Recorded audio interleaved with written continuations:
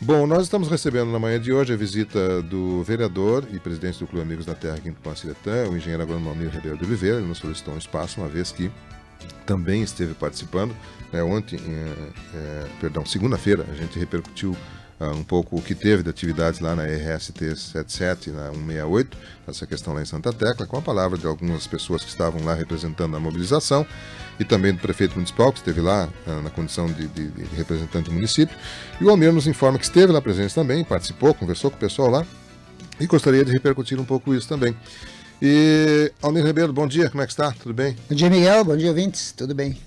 Almir, você esteve lá acompanhando e pelo que você nos falou agora no intervalo, também manteve contato com os organizadores em momentos anteriores, que antecedeu a preparação daquele evento lá, aquela mobilização. Eu tenho informação confirmada, inclusive, pelo prefeito na segunda-feira, de que na próxima segunda, dia 12, haverá uma audiência em Porto Alegre para tratar desse tema.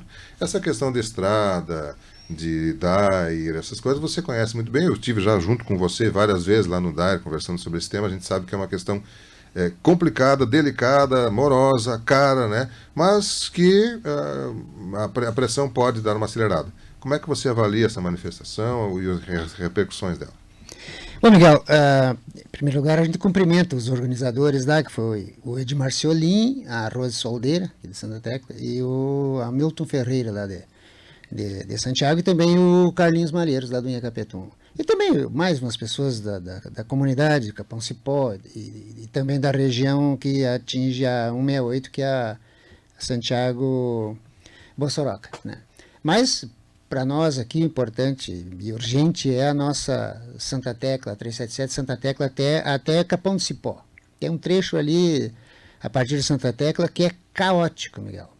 Então, a mobilização foi muito interessante, o pessoal foi um domingo à tarde, uma boa presença de pessoas, depois teve essa concentração lá no trevo do Capão do Cipó, e depois o pessoal se deslocou até aqui, Boqueirão da Palma, né, onde se estacionou os carros ali, foi feita uma caminhada pelo trajeto, né. E a gente, então, lá estavam os prefeitos, né, o prefeito de Tupanciretã, Santiago, Joia e Capão do Cipó, estavam lá, então foi assim, um movimento que partiu lá da comunidade, das pessoas da região, porque só vendo mesmo, Miguel, só indo lá para ver o estado que está aquela estrada. Esse trecho aqui de Santa Tecla é pior de todos.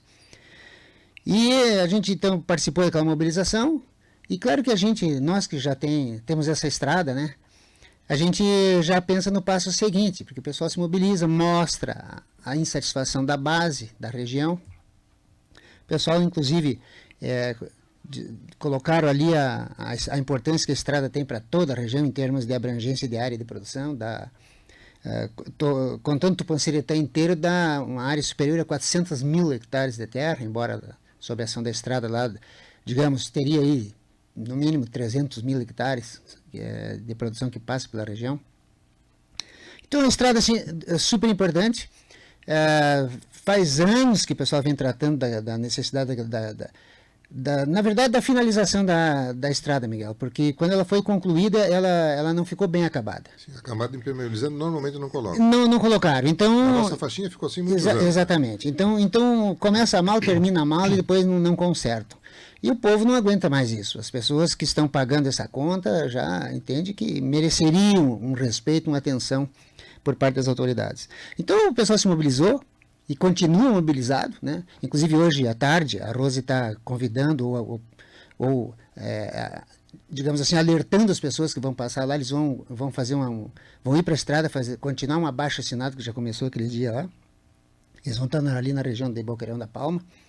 E também essas listas virão aqui para a cidade. Eu gostaria que o pessoal aqui da cidade também assinasse essas listas para que isso tente sensibilizar o governo, porque ficou acordado que no dia 12 haverá uma reunião com o secretário de Transportes em Porto Alegre, embora essa reunião ela precise ser confirmada, porque o desejo da comunidade é que o governador esteja junto.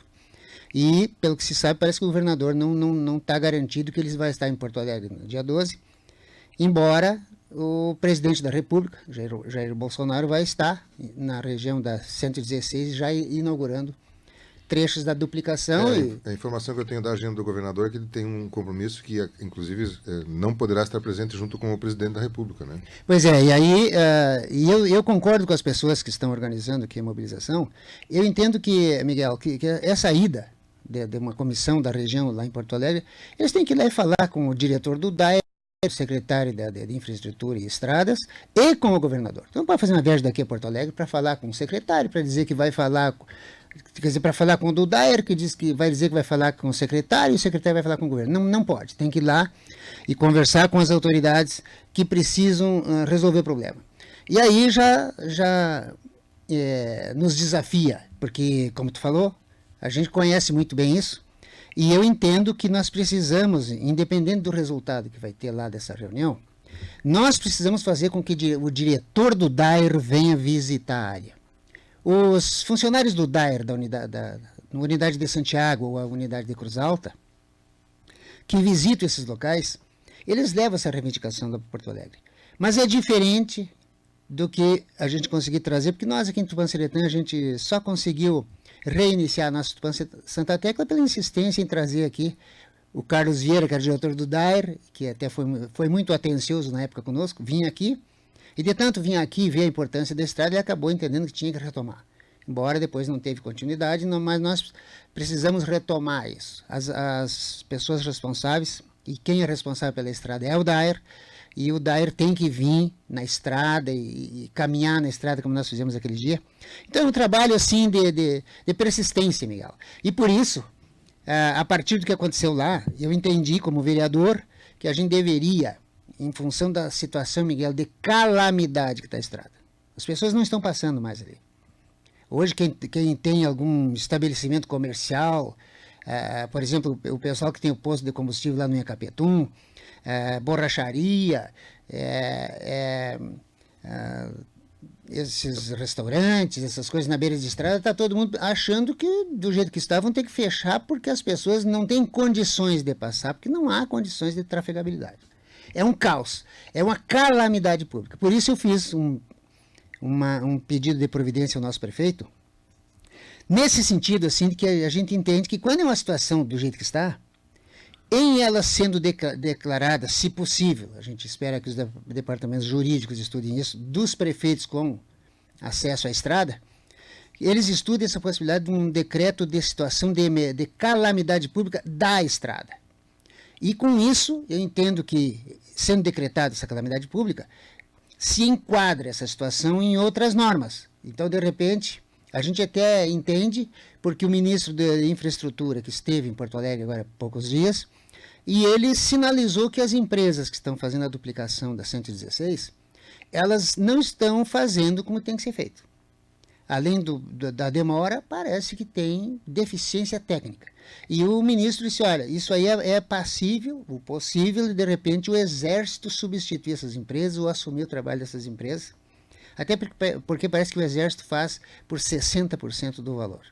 Então, uma estrada como a nossa, pela importância que tem e o estado que está, em sendo decretado calamidade, eu entendo que nos abre a possibilidade da gente sensibilizar, porque a gente está acostumado em situações de calamidade o Exército atuar.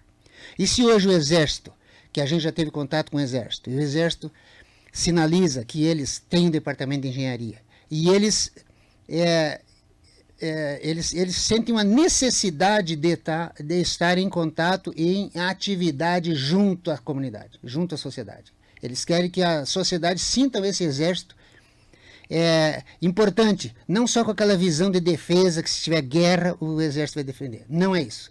Eles querem prestar essa situação de apoio à sociedade, de ajudar a promover desenvolvimento na sociedade. E eu estou vendo que essa questão das estradas, eles estão fazendo um trabalho que é modelo, que aliás era feito há algum tempo atrás, depois tinha parado, e agora está voltando, e nós precisamos, enquanto sociedade, que merecemos isso, porque a gente produz, gera receita, gera emprego, gera renda, gera recursos para os governos. A gente entende que essa reciprocidade tem que haver do governo em retornar em forma de serviços que nos interessam, que é o caso de estradas. Então a gente quer aprofundar esse debate. Agora, eu senti que essa comissão para se reunir em Porto Alegre sem o governador, talvez ela não vá surtir os efeitos rápidos que o pessoal imagina.